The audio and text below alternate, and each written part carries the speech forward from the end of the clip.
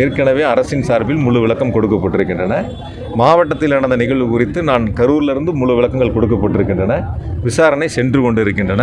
விசாரணை முடிந்த பிறகு இறுதி அறிக்கையில் என்ன வருகிறது என்பதை பார்த்து அப்பொழுது நம்ம பேசுவோம். அதுதான் சரியாகவும் இருக்கும்.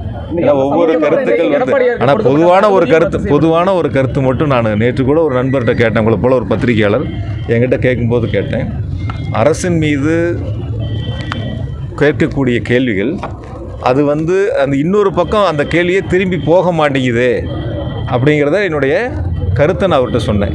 உங்களுக்கு அதுதான் நான் சொல்கிறேன். நான் அதாவது யாருக்கிட்ட கேட்க வேண்டிய கேள்வியை நீங்கள் யாருக்கிட்ட கேட்குறேங்கிறது சுய பரிசோதனை பண்ணுங்கள். யாருக்கிட்ட இந்த கேள்விகள் கேட்கணும்? ஏன் 7 மணி நேரம் லேட்டாக வந்தீங்கன்னு கேட்டிருக்கணும். ஏன் 500 மீட்டருக்கு முன்னாடி வண்டிக்குள்ளே போய் ஸ்க்ரீன் போட்டு லைட் ஆஃப் பண்ணிங்கன்னு கேட்டிருக்கணும். ஏன் 12 மணிக்கு அறிவிச்சிங்கன்னு கேட்டிருக்கணும். 12 மணிக்கு அறிவிச்சிட்டு 7 மணிக்கு ஏன் வந்தீங்கன்னு கேட்டிருக்கணும். டிசம்பரில் நடக்கிறது எதுக்கு அட்வான்ஸ் பண்ணி வந்துச்சுன்னு பல கேள்விகள் இருக்குது. இந்த கேள்விகள்லாம் சமூக வலைத்தளங்களில் வர்றதில்லை, பத்திரிகைகளில் வர்றதில்லை, தொலைக்காட்சிகளில் வர்றதில்லை, விவாதங்களில் நீங்கள் எடுத்துக்கிறதில்ல. யாரை நோக்கி நீங்கள் கேட்க வேண்டிய கேள்விகள் இருக்கோ அதெல்லாம் தவிர்த்துறீங்க. ஒரு கணம் நீங்களாக உங்களை சுய பரிசோதனை பண்ணி பாருங்கள். உங்களுடைய செய்திகள் வரணும், உங்களுடைய தொலைக்காட்சிகளில் முன்னாடி வரணும், செய்திகள் விரைவாக போகணும் அப்படிங்கிறதுக்காக இருக்கக்கூடிய யதார்த்த சூழலை எடுத்து சொல்ல வேண்டிய கடமை நம்மகிட்ட இருக்கா இல்லையா?